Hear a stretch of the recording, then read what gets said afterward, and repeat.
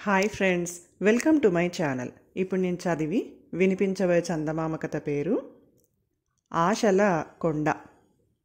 నాగలాపురం గ్రామంలో గరటయ్య కిరాణా వ్యాపారం చేస్తూ ఉండేవాడు. అతడి దుకాణం జనం రద్దీగా ఉండే 4 వీధులు కలిసిన చోట ఉండటంతో వ్యాపారం బాగా సాగుతూ మంచి లాభాలు వస్తూ ఉండేవి.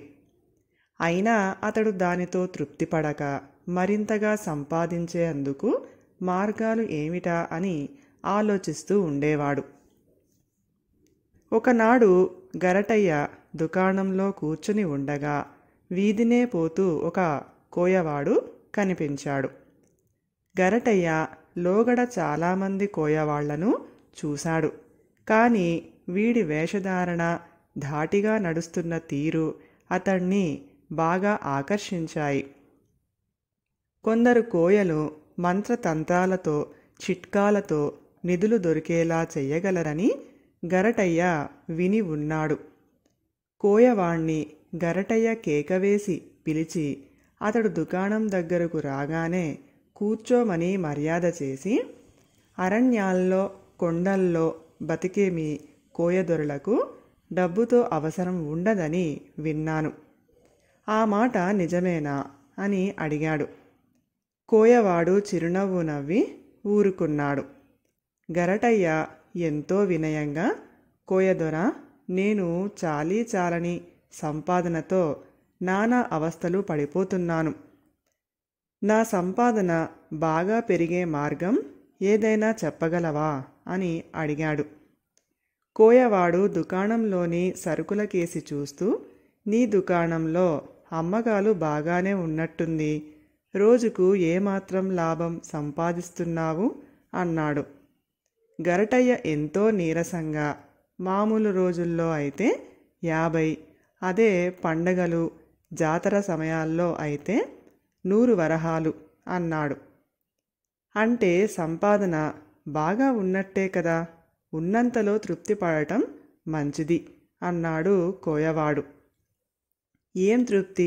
నా చిన్నప్పటి నుంచి వ్యాపారం చేస్తున్నాను. ఎదుగు బొదుగు అంటూ లేదు. నాకంటే వెనగ్గా వ్యాపారం ప్రారంభించిన వాళ్ళు చాలామంది లక్షాధికారులు, కోటీశ్వరులు అయ్యారు. మీరు నివసించే కొండ ప్రాంతాల ఎక్కడైనా నాకు ఇంత నిధి దొరికే ఉపాయం చెప్పకూడదా కోయదొర అన్నాడు గరటయ్య దీనంగా. కోయవాడు ఒక క్షణం ఆలోచించి సంచిలోంచి ఒక తాటాకు తీసి దానిమీద గంటంతో ఏదో రాసి గరటయ్యకు ఇస్తూ, దీన్ని తీసుకొని పోయి అడవిలోని గూడెంలో ఉన్న మా కోయదొరకు ఇస్తే నీకు నిధి చూపిస్తాడు అన్నాడు. గరటయ్య మహదానందంతో తాటాకు తీసుకొని మరుసటి రోజు ఉదయాన్నే బయలుదేరి సాయంకాలానికి కోయగూడెం చేరాడు. అతడు ఇచ్చిన తాటాకు చూసుకొని కోయ పెద్ద గరటయ్యను ఆదరించి ఆ రాత్రి విశ్రాంతి తీసుకొని చీకటితోనే లేచి నిధి దగ్గరకు వెళ్ళవచ్చు అన్నాడు. ఆ రాత్రి నిధిని గురించిన ఆలోచనలతో గరటయ్యకు కంటి మీద కునుకు లేదు. ఇంకా కొంచెం చీకటిగా ఉండగానే కోయ పెద్ద గరటయ్యను పిలిచి అతన్ని అడవి దాటించి ఒక మైదాన ప్రదేశానికి తీసుకొని పోయి 2 తోలు సంచులు ఇచ్చాడు. అందులో ఒక దాని నిండుగా మంచినీళ్లు ఉన్నవి, రెండోది ఖాళీగా ఉంది. గరటయ్య, ఇక్కడి నుంచి అంతా ఎడారి. నువ్వు ఆ కనబడుతున్న కాలిబాటను పట్టిపోతే మధ్యాహ్నానికల్లా ఎడారి మధ్య ఉన్న ఒక కొండను చేరుకుంటావు. అదే ఆశల కొండ. ఆ కొండ గుహలో బంగారు నాణాలు కుప్పలుగా ఉంటాయి. వాటిని ఖాళీ తోలు సంచిలో నింపుకో. రెండో సంచిలో ఉన్న నీళ్లు నువ్వు ఇక్కడికి తిరిగి వచ్చే వరకు సరిపోతాయి. తిరిగి వచ్చాక అరసంచి బంగారం నేను తీసుకుంటాను, మిగిలింది నీకు అన్నాడు కోయ పెద్ద.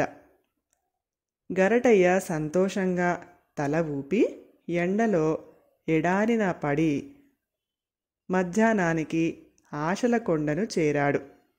అప్పటికి సంచిలో ఉన్న నీళ్లల్లో సగం అయిపోయాయి. కొండ గుహలో ఉన్న బంగారం చూసి గరటయ్యకు కళ్ళు చెదిరాయి.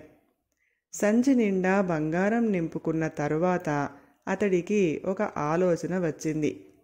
నీళ్లు పారబోసి ఆ రెండవ సంచిలో కూడా బంగారం నింపుకోవటం బావుంటుంది. కోయగూడెం చేరే వరకు దాహాన్ని కాస్త అదుపులో పెట్టుకోవచ్చు. గరటయ్య నీళ్లు పారబోసి ఆ సంచిని కూడా బంగారంతో నింపి 2 సంచులను భుజానికి తగిలించుకొని తిరుగు ప్రయాణం అయ్యాడు. అతడు కింద కాళ్ళు పైన తల కాలుతూ ఉండగా ఎండలో కొంత దూరం నడిచేసరికి దాహం వేసింది. 2 సంచుల బరువుతో భుజాలు పీకుతున్నాయి. ఎక్కడైనా మంచినీళ్లు దొరికితే బాగుండునని గరటయ్య దిక్కులు చూడసాగాడు. హఠాత్తుగా అతడికి ఆ దారినే వస్తూ ఒక మనిషి కనిపించాడు. అతడి భుజాల నుంచి ఒక చిన్న నీళ్ల కుండ వేళ్లాడుతుంది. గరటయ్య ఆశగా అతడి కేసి చూసి, అయ్యా, నాలుక ఎండిపోతుంది, కాసిన్ని మంచినీళ్లు ఇస్తారా అని అడిగాడు. అందుకే వచ్చాను. దోసెడు మంచినీళ్లు 2 దోసెళ్ల బంగారం ఖరీదు, సరేనంటే ఇస్తాను అన్నాడు ఆ మనిషి. గరటయ్య కొంచెం తటపటాయించి దాహం భరించలేక అతడికి 2 దోసెళ్ల బంగారం ఇచ్చి 1 దోసెడు మంచినీళ్లు తాగాడు. మరొక గంట గడిచేసరికి మళ్ళీ దాహం భరించలేని స్థితికి వచ్చాడు. అంతలో మరొక మనిషి అతడి ముందు ప్రత్యక్షమయ్యాడు. మొదటివాణ్ణి అడిగినట్టే గరటయ్య అతణ్ణి మంచినీళ్లు ఇమ్మని అడిగాడు. దోసెడు మంచినీళ్ల ఖరీదు 4 దోసిళ్ల బంగారం, ఇష్టమేనా అన్నాడు ఆ మనిషి. గరటయ్య కొంచెంసేపు మదనపడి దాహానికి ఓర్చలేక ఆ మనిషికి 4 దోసెళ్ల బంగారం ఇచ్చి 1 దోసెడు మంచినీళ్లు తాగాడు. మరికొంత దూరం నడిచేసరికి తిరిగి దాహం బాధ మొదలైంది. గరటయ్యకు లోగడలాగానే మరెవరైనా మంచినీళ్లతో అటు వస్తే బాగుండునే అనుకున్నాడు అతను. అంతలో మరొక మనిషి కనిపించి, దాహం వేస్తున్నదా, 8 దోసిళ్ల బంగారం ఇస్తే 1 దోసెడు మంచినీళ్లు ఇస్తాను అన్నాడు.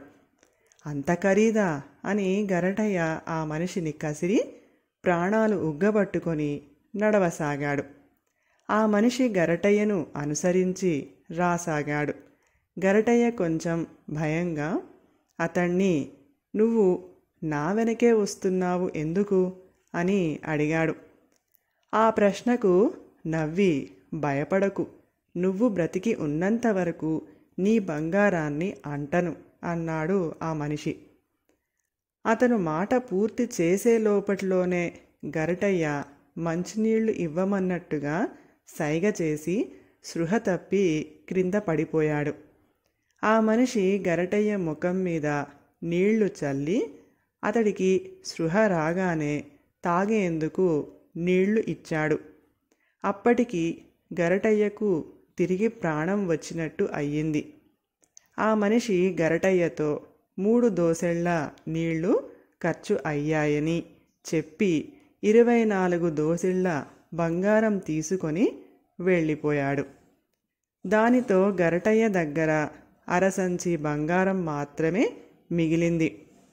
తిరిగి గూడానికి వచ్చిన గరటయ్య వద్ద అరసంచి బంగారం మాత్రమే ఉండటం చూసి కోయ పెద్ద, ఓహో, నేను చెప్పినట్టు చెయ్యకుండా అత్యాశకు పోయావన్నమాట, ఒట్టి ఆశపోతువు, నీకు ప్రాప్తం లేదు అని ముందే చెప్పిన విధంగా అరసంచి బంగారం తీసుకున్నాడు.